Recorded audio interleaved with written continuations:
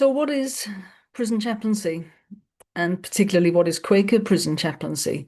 I've had quite a few questions privately about what is chaplaincy, what do people do in there, and my call to chaplaincy article, for example, and the video I just made has raised some more interest, perhaps, and curiosity about it. So, I want to just very quickly kind of say a few things and tell you where to look for more information.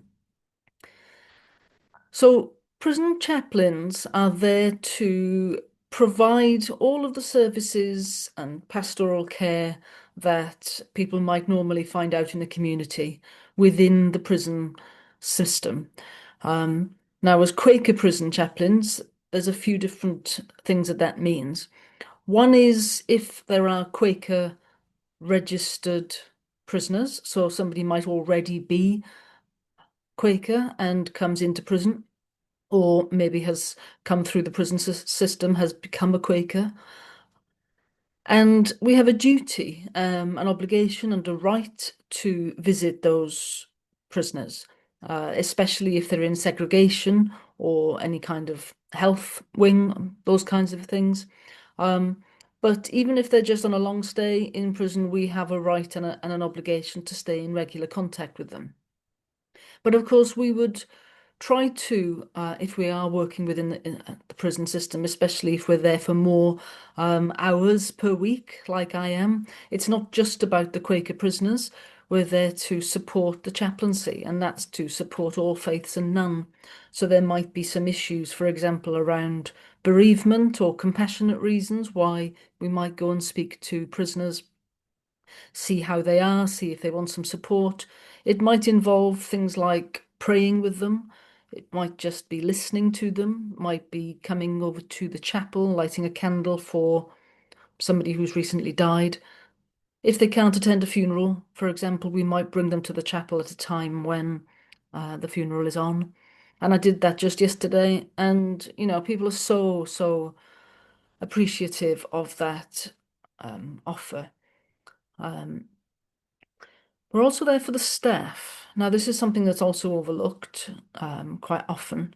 So, as the chaplains move around the prison, the staff are very aware of us, the whole establishment is aware of what chaplaincy is and what it does. Sometimes we can be thought of as kind of the heart, the conscience, if you like. We have been referred to as the heart of the prison in many places I've been. So we're there to really be on hand if there are some incidents that are emotionally upsetting, which sometimes happens. Some of the chaplains um, will be able to build on the relationships that they've made with the officers and the governors and try to support staff. But it's also just a friendly way of keeping in touch with people, seeing how they are. Perhaps prison staff, they have their own, issues, spiritual journeys, spiritual questions. We are there for them as well. It's a difficult place to work sometimes, um, and it's also a blessing to be working in there. So chaplains are there for the staff as well. It's really important to remember that. And of course, one of the other issues that we can fulfill is to be keeping friends informed as to what's going on inside. And there's a few different ways that can happen.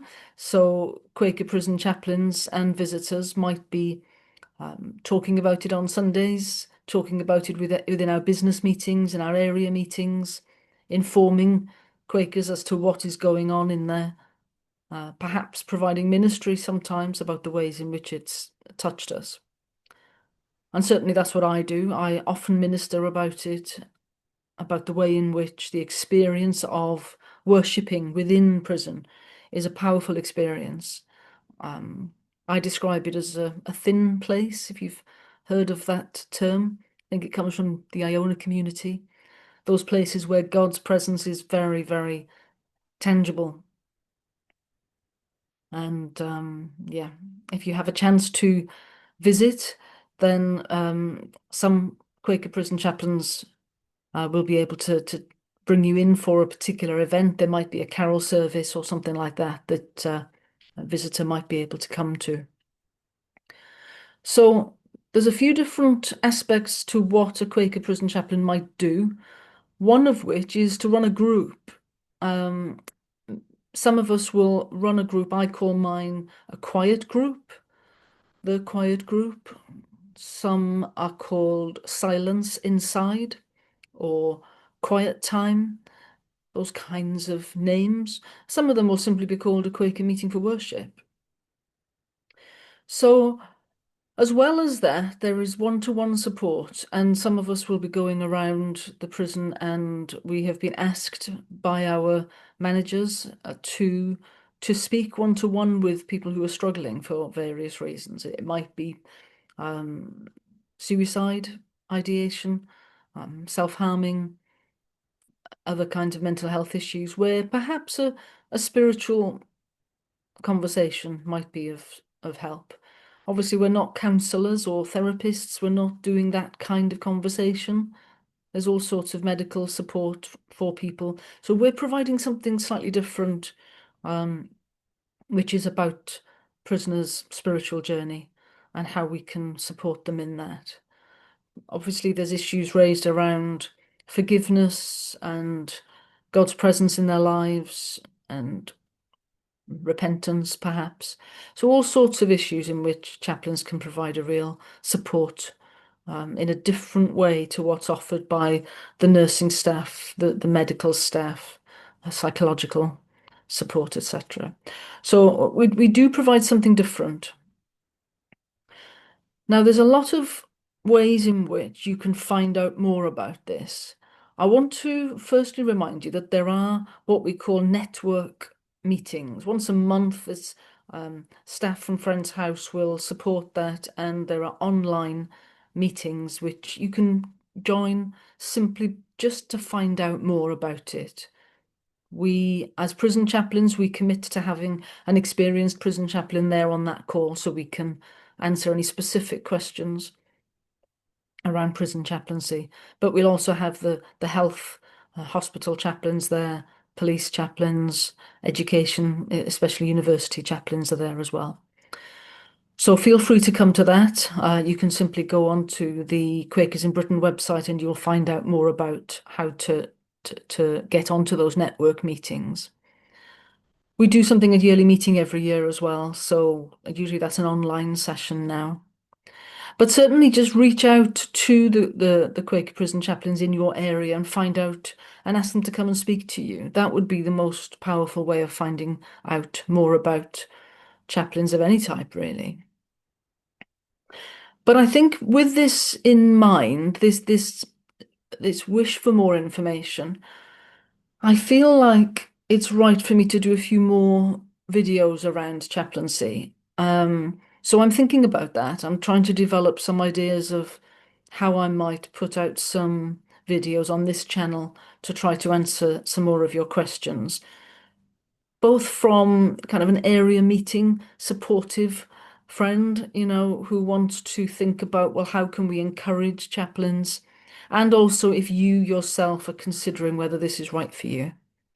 And I hope that we can provide you a variety of ways, really, to find this information. And maybe me doing some informative interviews and videos on here will help become part of that network of support and information. So please do continue to write to me.